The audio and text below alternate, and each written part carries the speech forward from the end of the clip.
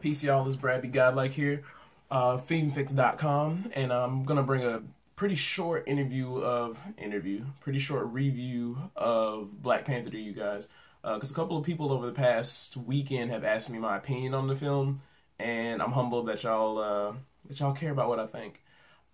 First and foremost, I want to say the film was amazing. I've seen it at least 2 times thus far. I'm going to go see it this past Tuesday at the Regal Theater in Winter Park. And if you ever get a chance to go to that theater, please, for a movie that you actually like, don't waste your money on like some trash or something you know you're not going to like. Because I paid $16 to go see it knowing that I liked this movie already, but the seats rumble. So that kind of forced feedback for a film is amazing. Like I was about to pass out because it kept tickling me in my seat, which I love that aspect of that particular theater. But the movie was great. Culturally, I like the fact that it banded so many people together. The sound design was amazing. Of course, you had Kendrick Lamar coming in doing the soundtrack for the film. There's also there's a couple of songs from the soundtrack that you will hear within the movie. Like I know for the fact that you hear "Oops" and probably one other song. All of the Stars plays at the end credits prior to the first post-credit scene. But they did an amazing job for marketing as far as that, because Kendrick is on top of the world right now, so you'd be foolish not to have somebody like him spearheading the soundtrack. There's also the score that was done for the film by Ludwig Göransson, if I remember his name correctly. He worked with Ryan Coogler on the previous film Creed that Ryan Coogler and Michael B. Jordan worked on. So definitely check that out as well, because that has Killmonger's theme that you'll hear throughout. It has a traditional score, but it also has like the trap beat coming in a little bit, just because Killmonger has that diaspora American influence coming through. But overall, I definitely love the film. The biggest thing that I noticed about this film that I liked over the previous Marvel films was the fact that Thor also did this too. So it might be a change, because the color grading in the films, they've been pretty bleak. Or as far as the Civil War movies go, I've noticed that the Guardians of the Galaxy, the most recent Thor, and Black Panther, the movies have been very colorful and the colors haven't been washed out. So especially you can't do that when you have people of color on the screen. Like you can't do that when you got black people. We like dressing, and all of the tribes had different colors that were coded to what they were wearing. Like Nikea's tribe, I think they were the River tribe, they were wearing green. And a couple of others. I know Wakabi, I think that was Daniel Kaluuya's character. They were the Border tribe. Their colors were predominantly blue, so I like that. It was a very colorful movie. The fact that we had a bunch of action girls, like the only woman that didn't fight in that movie was Angela Bassett's character, Ramonda, who was T'Challa and Shuri's mother. She was the only, and I'm pretty sure if push came to shove, she could fight, because Lupita's character gave her one of her chakram just in case while she was waiting for her to come back with the heart-shaped herb. So that alone, just for the simple fact that you had the men fighting alongside the women, I actually thought that was dope. There was somebody pushing the narrative saying, I understand, like, they were saying something about a damsel in distress, like, where are we going to have that? I'm pretty sure it'll pop up eventually, but for the fact that you got our women fighting alongside our men, that is paramount. That is dope. I love that. Shuri was probably my favorite character in the movie. If you see me looking over, I have a computer screen over here with facts and stuff. And I apologize, I'm a little under the weather, so if I'm making noises, I'm going to watch this video again with the rest of y'all, because I had to fix that. But yeah, that alone is monumental. I love Shuri. She was my favorite character. She was a comic relief. It's going to be interesting to see her and Peter Parker meet up, because they're around similar age group, and she's a genius above Tony Stark, it's been stated. So y'all can be mad all you want. She got that black girl magic. I really enjoyed the film. Somebody pointed out that the ideologies of T'Challa and Killmonger were like, Professor X and Magneto, which I thought that kind of funny, because I was like, okay, cool, you can compare them to those characters, but those characters were based off of, Professor X was based off of Martin Luther King, and Magneto was based off of Malcolm X. So I'm like, okay, I see where you're going, but go one step higher with that. There's a lot of think pieces out on the film. I've avoided those for the time being. I don't really care to, not say I don't want to dive deep, but there's a lot of negative. I mean, there's going to be pros and cons and positives and negatives. when it comes to films like this, because one, it's galvanized us. Like, the movie's made over $700 million now. So on the back end, of course, we already know Disney has tons of money. Really, they don't need any more money. But the people wanted to see this film. People who have never seen, this is the positive that I want to see, because I'll state the negative later. But the positive is we see that we can galvanize each other and putting our money where our mouth is in regards to certain things. Of course, it's entertainment, but at the same time, just think of the fact that, one, we got a lot of people together to put our money into one particular place. Our children, most importantly, because for the time being, most of the black superheroes that we've had, I mean, it's been trickling in a lot more as Hollywood has become a lot more diverse. But as you can see, this is like, you have young and old characters. Like, we have our Batman. This is our Batman, basically.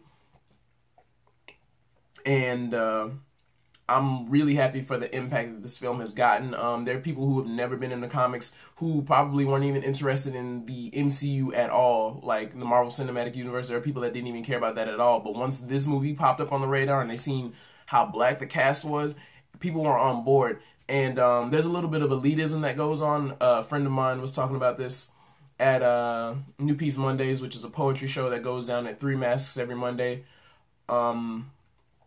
The fact that he's been in the comics and geek culture for so long, but now there are people coming in and they're now interested in it for the time being, but they're going to possibly leave. But on a positive note, if there are people coming into it and they're actually interested in it and they're hungry for more, the positive of this is the fact that you can teach them about these things and these different characters. Y'all can collaborate and come together and come up with your own things, because if you're a fan of comic books or fantasy stuff, you have some inkling of creative imagination, and you guys can come together and actually make a series of your own, and you can prosper in the exact same way, and you can have people that support you. So on the positive end, you have to look at it that way. What else? I'm trying to think. There's so many different facets. The costume design was amazing. Like, everybody looked dope. If you watch some of the interviews, Ryan Coogler stated that, and you can see it once, it's all going to pop up on Facebook if you're on social media to some degree, that the Pan-African flag, that Okoye, who was Denai Guerrera's character, Nakia, who was Lupita Nyong'o, and T'Challa, who was Chadwick Boseman, they were wearing red, black, and green in that succession, and that's the Pan-African flag, which is, I actually have a picture that a friend of mine has with red, black, and green I'm looking at right now, which is the blood, the people, and the land, which that's what those 3 colors signify. But, yeah, most definitely, like, oh, and Denai Guerrera is probably my second favorite character, in that she had some of the best lines. Shuri had some of the best lines. There was the "what are those" joke that was kind of thrown in there. That it's, by our standard. Yeah, I was reading something last night. By our standards, it's 2018. Right now it's 2018.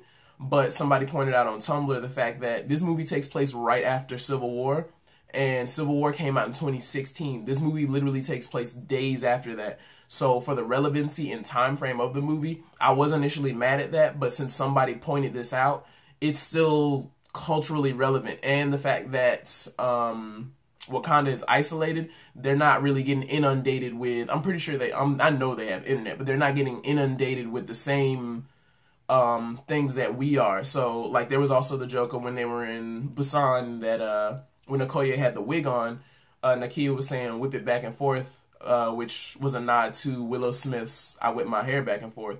So there's so many different things and so many different facets of this film that you can pick it apart in a negative way if you want to. Like, I can understand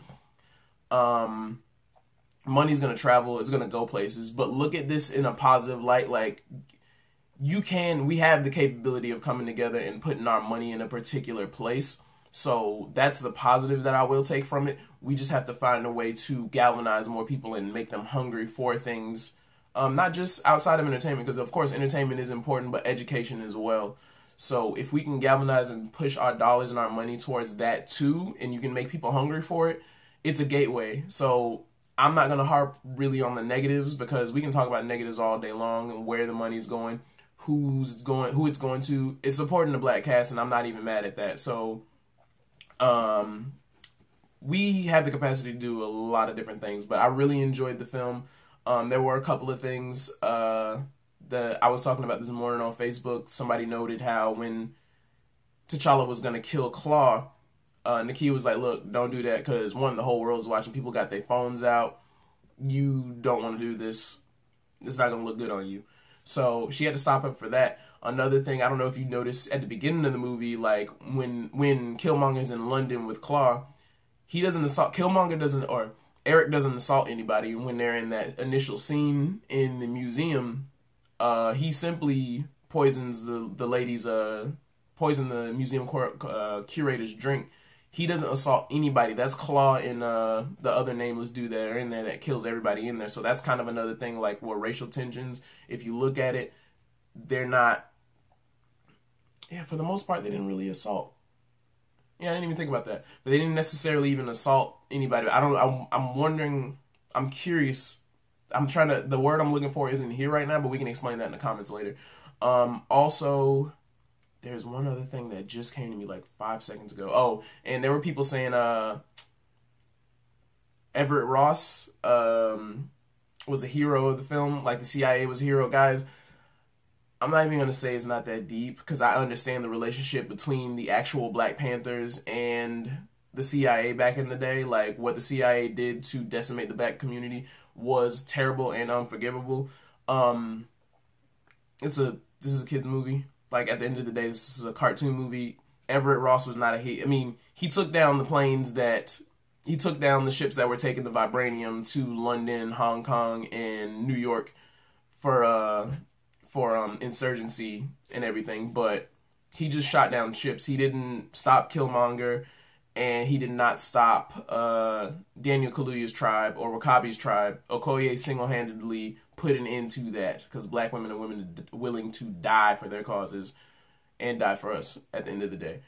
But yeah, that's about all I wanted to say in regards to the film. I heavily enjoyed it. I hope you guys enjoyed it too.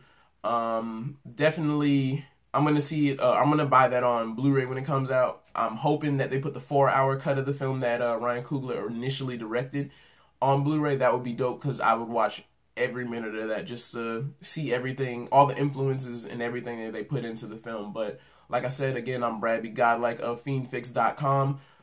Check out the website. I have articles on there as well as many other people. We're always looking for writers. So if you're passionate about something and you want to write about it, it's free game. So let us know, and I'll catch y'all on the flip side. Peace.